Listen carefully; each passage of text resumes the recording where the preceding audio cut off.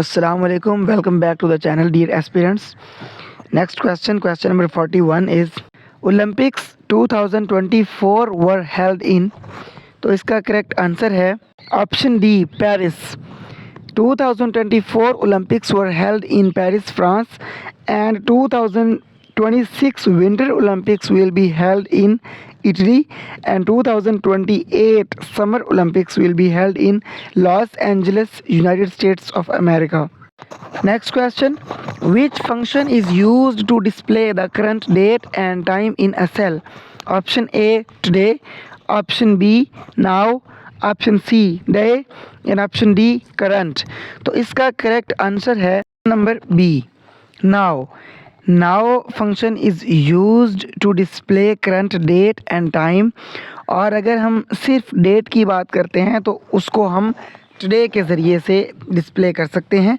अगर सिर्फ डेट पूछी जाए तो उसका करेक्ट आंसर टुडे बनता है, और अगर डेट एंड टाइम दोनों पूछे जाएं तो फिर उसका करेक्ट आंसर नाउ बनता है. Next question.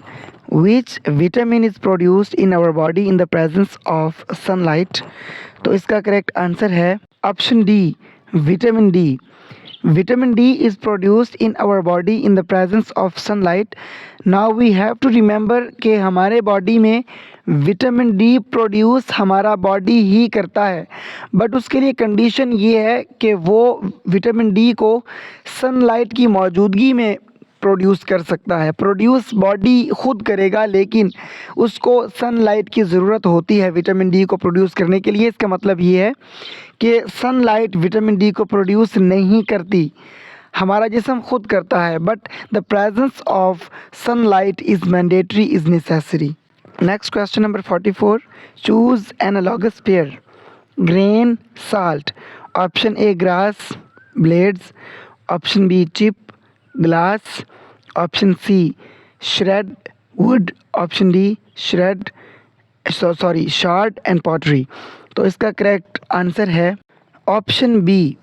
जिस तरह से ग्रेन्स होते हैं यानी दाने होते हैं साल्ट के, नमक के, उसी तरह से चिप होती है ग्लास की. तो correct option is option number B, chip and glass. Next question. Capacitor is used to.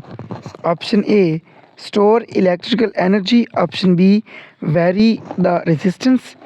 Option C store magnetic energy. Option D dissipate energy.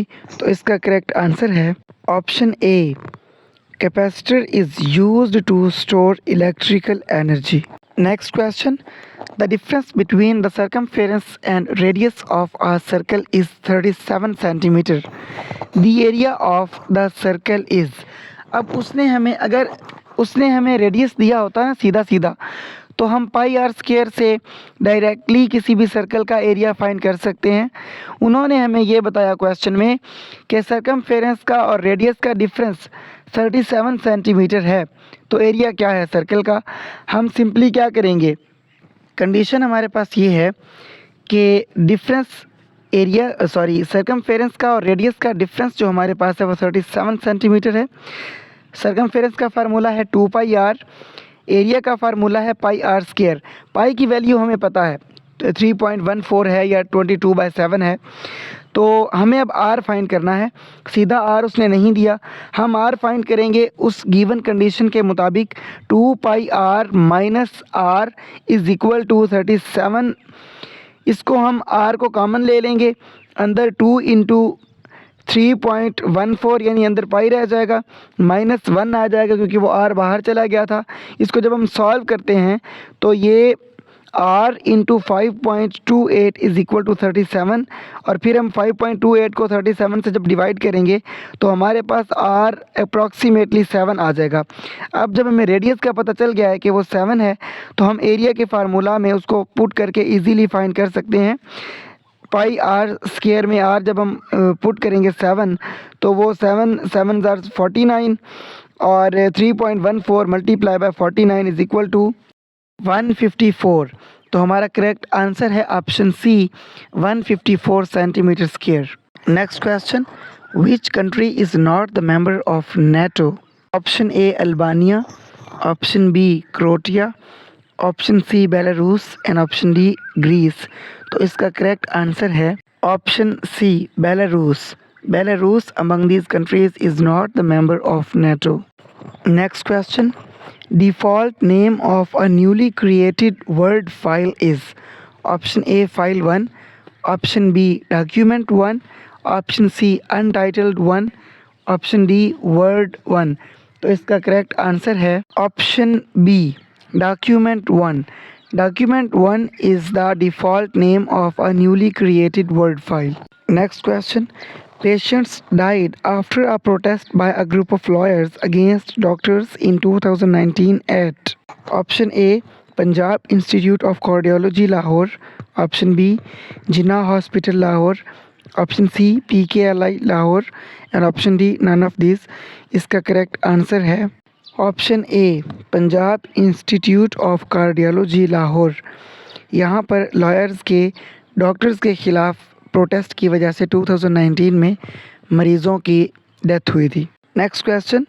Dash are the animals that eat both plants and animals. Option A omnivores, option B decomposers, option C carnivores and option D herbivores. तो इसका correct answer है option A omnivores। Omnivores are the animals that eat both animals and plants। Option B में decomposers हैं, तो decomposers mostly bacteria हैं। ये जो dead bodies की तोड़ फोड़ करते हैं और बहुत सारी मतलब मटेरियल्स को, चीज़ों को तोड़ फोड़ कर ख़त्म करते हैं। ऑप्शन सी कार्निवोर्स है, ये सिर्फ गोश्त खाते हैं। और ऑप्शन डी हर्बीवोर्स, ये सिर्फ सब्जियां या प्लांट्स कह लें उनको खाते हैं। अब इंसान इनमें से किस ग्रुप में आता है आपने कमेंट करके बताना है। See you in the next video with next 10 questions. तब तक के लिए अपना और अपनों का बहुत ख्याल रखिएगा। अल्लाह हाफिज़।